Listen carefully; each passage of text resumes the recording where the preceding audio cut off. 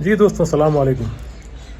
दोस्तों, आज बात कर रहे हैं, जो लोग मुझे पूछ रहे हैं, यार ये बार बार आप कह रहे हैं कि third class country, third class country, आखिर ये क्या होते हैं third class country? Third class country वही होते हैं जो, जैसा कि हम लोग जो है ना, खास तौर पर एक मिनट। जी दोस्तों, थर्ड क्लास कंट्रियाँ वो होते हैं जो, एक मिसाल देता हूँ। जैसा आप लोग अभी ट्रेन का टिकट लोगे ना, तो ट्रेन में कुछ डब्बे ऐसे ही होते हैं, कुछ स्लीपर होते हैं, कुछ इकोनॉमी होते हैं। इकोनॉमी डब्बे जो होते हैं ना, वो थर्ड क्लास में आ जाते हैं। मतलब उसमें जनरल लोग, आम लोग, कोई भी जो है ना, गरीब हो जो भी हो बैठ सकता है।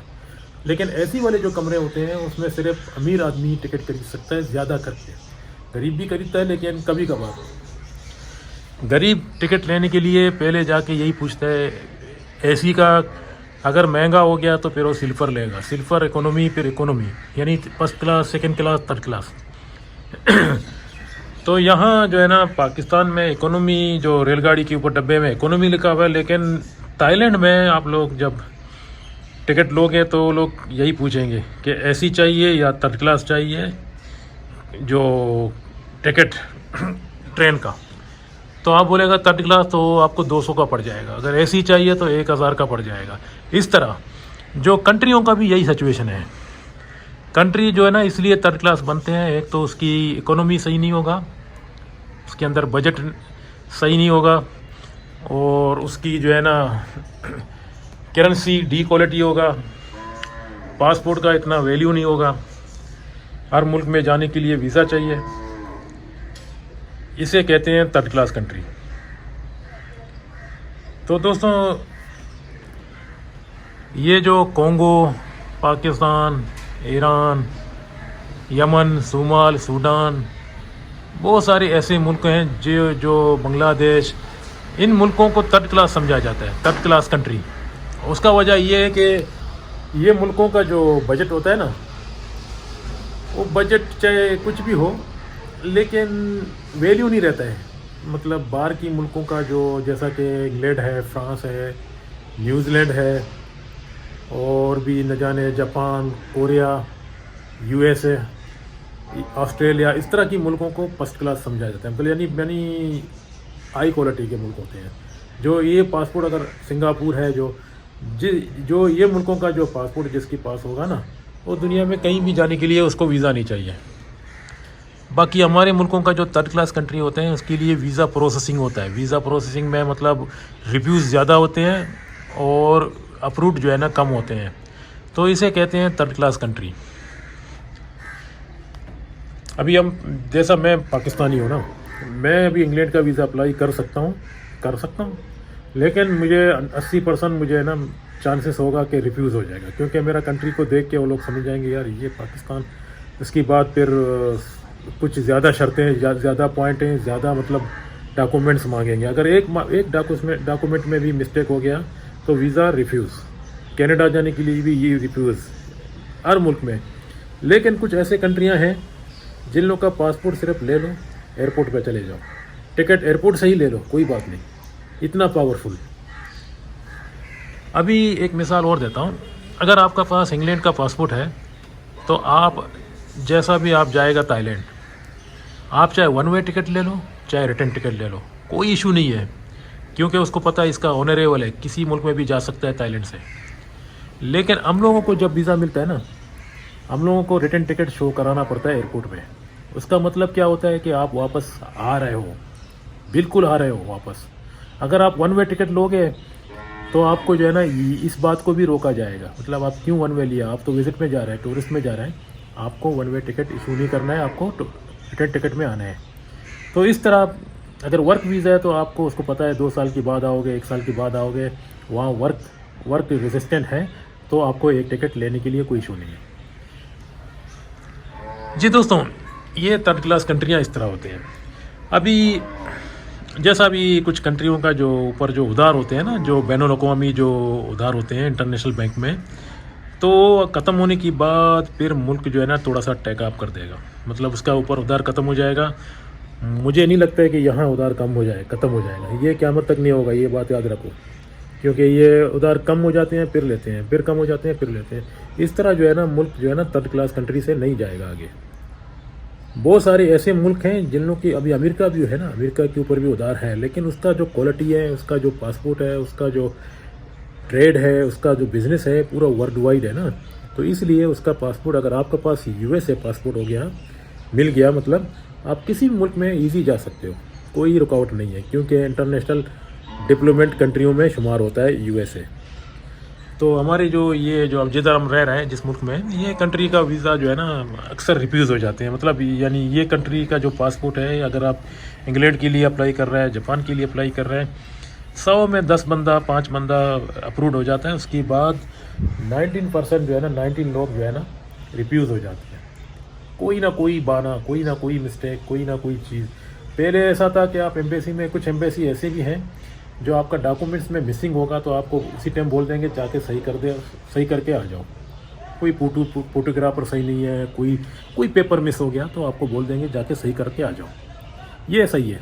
और कुछ एम्बेसी ऐसे हैं आपका डॉक्यूमेंट्स लेने की बाद भी, सही होने के बाद भी, फिर आके वीज़ा रिफ्यूज़ हो जाता है। 10-12 दिन के बाद आपको ईमेल आ जाएगा भी आपका वीज़ा रिफ्यूज़ हो गया, आके ले लो पासपोर्ट। ये हमारे थर्ड क्लास कंट्रियों का बता रहा हूँ। बाकी आपका पास अगर ये जो वर्ल्ड वाइड जो कंट्री होते हैं ना, बड़े बड़े मुल्क जो मतलब जिसकी डेवलपमेंट कंट्रियाँ होते हैं, जैसा जापान है, कोरिया है, लंदन है, फ्रांस है, जो भी समझो यूरोप का अंदर, वो कंट्रियों का पासपोर्ट आपका पास होएगा। जैसा हम लोग यहाँ से अभी हैदराबाद जाते हैं तो अभी हम जाके बस का टिकट उसी टाइम ले लेगा ना स्टेशन पे। तो ये कंट्रियों का पासपोर्ट इस तरह पावरफुल है। तो ये पासपोर्ट लेके आप जाके एयरपोर्ट में कोई भी मुल्क में जाना है, बिना पूछे बगैर, लोग नहीं पूछते हैं, आपको इमिग्रेशन भी तंग नहीं करेगा, क्योंकि आपका पासपोर्ट में ऑनरेबल है। उसको पता है आप किसी भी कंट्री में जा सकते हो, कंप्यूटर में सिस्टम में पड़ा हुआ है।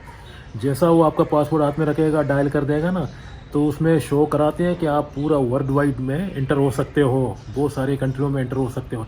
अगर आप उसी टाइम जहाज़ का टिकट ले लिया, तो मिसाल तौर पर आप जा रहे हैं कोरिया, आपका पास पाकिस्तानी पासपोर्ट है, तो आपको पूछ पाछ ज़्यादा किया जाएगा, क्यों जा रहा है, वीज़ा होने के बाद भी, मतलब होटल वाचर दिखाओ, ये दिखाओ, वो दिखाओ। उसको पता है कि थर्ड क्लास कंट्री है, ज़्यादा पूछेंगे। अगर वहाँ इमिग्रेशन में उतरोगे ना, जहाँ वहाँ कोरिया के एयरपोर्ट में इमिग्रेशन में जो है ना आप जाओगे, तब भी आपको सवाल थोड़ा पूछेंगे, कितना दिन स्टे करेगा, वजह क्या है, किस लिए आया, फर्स्ट टाइम अगर जा रहे हो। अगर आप जाते मतलब बहुत बार जा रहे आ रहे तो कोई इशू नहीं है। अगर आप फर्स्ट टाइम जा रहे हो तो आपको ज़रूर सवाल पूछेंगे, क्यों आया, किस लिए आया, क्या मकसद है, परफॉर्मेंस क्या है आपका, सारे पूछेंगे। मैं जब जापान में गया मेरे को भी सबसे पहले पूछ पाछ किया जाता था। अब नहीं पूछ रहे हैं, क्योंकि उसको पता है सिस्टम में मेरा जो है ना वो पड़ा हुआ है कि मेरा रिकॉर्ड सही है और मैं आ रहा हूँ, जा रहा हूँ, सही है ना, इस तरह। तो कहने का मतलब है, अगर आपके पास इंग्लैंड का पासपोर्ट है, आप कोरिया जा रहे हैं, चाहे कराची से जा रहा है, चाहे लंदन से जा रहा है, चाहे फ्रांस से जा रहा है, किधर से भी जा रहा है, इमिग्रेशन जिस मुल्क से आप जा रहे हैं वो इमिग्रेशन भी आपको तंग नहीं करेगा, क्योंकि उसको पता है कि इंग्लैंड का पासपोर्ट है, ये कोरिया में इंटर हो सकता है, उसको पता है। जो इमिग्रेशन में जो काम करते हैं ना, उन लोगों को सारी चीज़ों के बारे में इंफॉर्मेशन पहले ही दे दिया जाता है। उन लोगों का कोर्स होता है कि ऐसे कंट्रियों को ना रोको और इस कंट्रियों को थोड़ा पूछ पाछ करो। और बाकी जो कंप्यूटर में भी सिस्टम पड़े रहते हैं, तो वो लोग पढ़े लिखे हैं, लोग जब पासपोर्ट देख के समझ जाते हैं, यार इंग्लैंड का पासपोर्ट है, यूएस का पासपोर्ट है, ये जा रहा है कोरिया, ये जा रहा है थाईलैंड, ये जा रहा है फिलिपाइन, मिसाल तौर पर दे रहा हूँ ना, तो उसको रोका नहीं जाएगा। और हम लोगों को अगर वीज़ा लगा भी है ना, हम लोग फर्स्ट टाइम जा रहे हैं, तो हम लोग को ज़्यादा सवाल पूछ पाछ करेंगे, इसलिए कि हम लोग का थर्ड क्लास कंट्रियों में शुमार होते हैं, यही वजह है। तो दोस्तों ये चीज़ों को समझो, थर्ड क्लास यही होते हैं। हम लोग का भी ये जो इकोनॉमी है ना, जिस मुल्क का इकोनॉमी जो है ना डाउन होता है ना, उसको थर्ड क्लास कंट्रियों में शुमार किया जाता है। अभी जैसा कोंगो है, कोंगो एक मुल्क है अफ्रीका में दोस्तों, उसकी जो एरोप्लेन है, उसकी एरोप्लेन की छत के ऊपर भी जो है ना लोग पीटी रख के, मतलब ये कार्गो का जो सामान है उसकी छत के ऊपर लगा देते हैं लोग। यानी इतना गरीब है कि उसके पास इतना जहाज़ नहीं है कि मतलब अपना सही ट्रैवल कर सकें, और जंगलात बहुत ज़्यादा हैं, और जहाज़ में कुछ जगह में सफ़र करना ज़रूरी पड़ता है। तो दोस्तों थर्ड क्लास इस तरह होते हैं। अभी आप जैसा, अभी मैं एक मिसाल दे रहा हूँ कि कराची से अगर आप लाहौर जा रहे हैं, तो आप ग्रीन लैंड का टिकट लोगे तो आपको एसी बहुत सारी ऑप्शन दिखाएगा ना कि इकोनॉमी क्लास लोगे या एसी या स्लीपर एसी या पूरा कमरा एसी, मतलब ना। तो इस तरह कंट्रियों का भी जो है ना यही होता है। कुछ कंट्रियों का जो हालात सही नहीं है, उसकी करप्शन ज़्यादा है, हालात बहुत अंदर से ख़राब है, उधार सर के ऊपर है। जो कंट्री का हालात बहुत बुरा है ना, उसको थर्ड क्लास कंट्री समझा जाता है। और जो कंट्री का हालात सही है, उसका ट्रेड, उसका इकोनॉमिक्स, इकोनॉमी, उसका मतलब रिलेशनशिप और फ्रेंडली, हर मुल्क में दोस्ती यारी पार्टनरशिप ही, तो उसकी पासपोर्ट को वर्ल्ड वाइड किया जाएगा। उसकी आवाम को भी देखते हैं, आवाम कैसे हैं। अभी जापान के लोग जो है ना, क्यों इंटरनेशनल वर्ल्ड वाइड हैं, हर मुल्क में जा सकते हैं बिना पूछे बगैर, क्योंकि लोगों को पता है जापानी लोग अच्छे हैं, कोरियन लोग अच्छे हैं, सिंगापुर के लोग अच्छे हैं। तो उसकी पासपोर्ट का जो है ना डिमांड है कि ये लोग कहीं भी जाते हैं, ये लोग क्राइम नहीं है, ये लोग करप्शन नहीं करते हैं, ये लोग जुलूस जलसा नहीं बनाते हैं। लेकिन हम लोगों का रिकॉर्ड बहुत ख़राब है। इस वजह से हम लोगों को हर मुल्क में जाके पहले ही उतरते ही हम लोग को पूछताछ करते हैं, भाई कहाँ से आ रहा है, पाकिस्तान से, कराची से, अच्छा ठीक है, होटल वाचर दिखाओ, दिखा दिया। उसके बाद फिर आपको पूछेंगे कितना दिन स्टे करोगे। होटल वाचर में सब कुछ लिखा हुआ है, लेकिन फिर भी पूछेंगे आपको कितना दिन स्टे करोगे। आप बोलेगा 10 दिन, ठीक है। मनी कितना साथ में लेके आया, पैसा कितना साथ में लेके आया, ये पूछेंगे। अगर पैसा कम है तो फिर पूछेंगे इतना दिन ठहर नहीं सकते हो, आपका जो है ना, फिर आपको जो है ना थोड़ा सा सता देते हैं। अगर ज़्यादा सवाल आपका गलत हो गया तो उसी टाइम आपको जो है ना उधर बंद कर देते हैं। फिर आपका दूसरा प्लेन का जो बुकिंग होगा ना, दूसरा वापसी में, फिर आपको जो है ना वो लोग मुजरिम समझ के वापस कर देंगे उधर से। फिर सीधा अपना मुल्क में पासपोर्ट आपके हाथ में नहीं देंगे। पासपोर्ट जो है ना एयर क्रू होते हैं ना जहाज़ में जो काम करने वाला, उन लोग के हाथ में देते हैं। आप मुजरिम शुमार हो गया। फिर इधर आके, फिर इधर से भी जो है ना आपको पुलिस के पास जाके बैठ के पुलिस इंक्वायरी करेगा, क्यों गया, किस लिए गया, ये चीज़ होती है।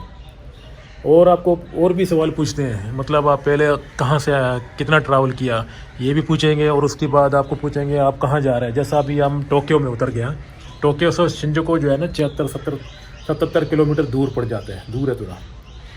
तो आपको पूछेंगे अगर रात में आपका फ़्लाइट ने मतलब फ़्लाइट उधर उतरा रात के 11 बजे, तो आपको पूछेंगे आप कैसे जाओगे, ट्रेन नहीं है अभी, आपके लिए प्रॉब्लम है ना। तो आप सही जवाब दोगे तो भाई मैं सुबह का ट्रेन में जा सकता हूँ और ये स्टेशन है और इस तरह मैं जा सकता हूँ, मैं अभी थोड़ा वेट करूँगा। लेकिन जापान में कुछ एयरपोर्ट है रात में बंद होते हैं, तो आपको बोलेंगे कहीं जाके कहीं करीबी जगह में या एयरपोर्ट के अंदर जो होटल होते हैं वहाँ स्टे करो एक रात के लिए, आप बुकिंग कराओ उसके सामने, फिर वो छोड़ देते हैं। नहीं तो पूरा रात एयरपोर्ट में बैठने भी नहीं देते हैं जापानी लोग। तो दोस्तों ये सारी बातें जो मैंने आप लोगों को शॉर्टकट जो है ना जल्दी से बताया कि थर्ड क्लास कंट्रियाँ जो है ना हमारी मुल्कों को बोलते हैं। जो फर्स्ट क्लास कंट्रियाँ होते हैं, जो बड़े बड़े जो कंट्रियाँ होते हैं, उन लोग का पासपोर्ट में डिमांड होता है। पासपोर्ट देखो ना, उन लोग का सारी मुल्कों में किधर भी जाते हैं बिना पूछे बगैर। तो हमारी जो है थर्ड क्लास कंट्रियाँ होते हैं, उन लोग के लिए वीज़ा जो है ना अप्लाई करना पड़ता है, वीज़ा रिक्रूटमेंट होता है। तो वीज़ा में अगर अप्रूव हो गया तो फिर भी आपका जो है ना सारी शर्तें पूरा होने के बाद फिर आप उस मुल्क में उतरोगे। तब भी अगर आप उस मुल्क में उतरोगे भी, तब भी उन लोग को सिस्टम में पता चल जाता है कि आप कितना दिन वेट कर रहे हैं, मतलब कितना दिन आपका वीज़ा है। जैसा आपका वीज़ा एक्सपायर हो जाएगा ना, अगर आप ओवर स्टे कर रहे हैं तो पुलिस आपके पीछे पड़ा रहेगा। कहीं भी आपको दिखाई दिया, मतलब उन लोग को पता होता है कि आप कहाँ कहाँ बैठ रहे हो, इतना सिस्टम है उन लोग के पास। बाकी अगर आप इंग्लैंड, फ्रांस, जर्मनी से आ रहे हैं तो आप लोग को ये सारे सवाल ही नहीं पूछेंगे, आपको डायरेक्ट जो है ना स्टाम्प मार के 10 सीधा चले जाओ। तो इसलिए अभी मैं यही बात आखिर में कह रहा हूँ, जो भी हमारा ये वीडियो देख रहा है इस वक्त, दोस्तों जो आप लोगों को यूरोप का कोई भी पासपोर्ट मिल गया, जैसा पुर्तगाल है, स्पेन है, चाहे ये तुर्की का भी पासपोर्ट मिल जाए, तो आप लोग वर्ल्ड वाइड हो जाओगे। वर्ल्ड वाइड मतलब आप ट्रैवल कर सकते हो। आप जाके इंडोनेशिया में 10 दिन बैठो, फिर उधर इंडोनेशिया से फिर किसी और मुल्क में चले जाओ, कोई सवाल पूछने वाला नहीं है, क्योंकि आपके पासपोर्ट आपकी हथियार है। अभी आप इंडोनेशिया गए, इंडोनेशिया से फिर आपका दिल कर रहा है यार मलेशिया चले जाऊँ, तो जा सकते हो, बाय ट्रेन भी जा सकते हो, बाय एयर भी जा सकते हो। फिर आप वहाँ से मिसाल तौर पर एक सिंगापुर जाना चाह रहे हो, फिर सिंगापुर भी जाके एंटर हो जाते हो। फिर आपका दिल नहीं लग रहा है सिंगापुर में 2 दिन ठहरने के बाद, फिर आपने फ़्लाइट का टिकट लिया कोई एरो एशिया का, कोई सस्ता फ़्लाइट, फिर आप थाईलैंड जा सकते हो। इसमें आपको क्या फ़ायदा हो रहा है, आप भाषा है, आप पूरा मुल्कों में घूम रहे हैं बिना पूछे बगैर, भाषा है। और हम लोग ये पासपोर्ट पाकिस्तान का, इंडिया का, बांग्लादेश का, नेपाल का, इसके लिए वीज़ा चाहिए एंट्री किसी मुल्क में भी।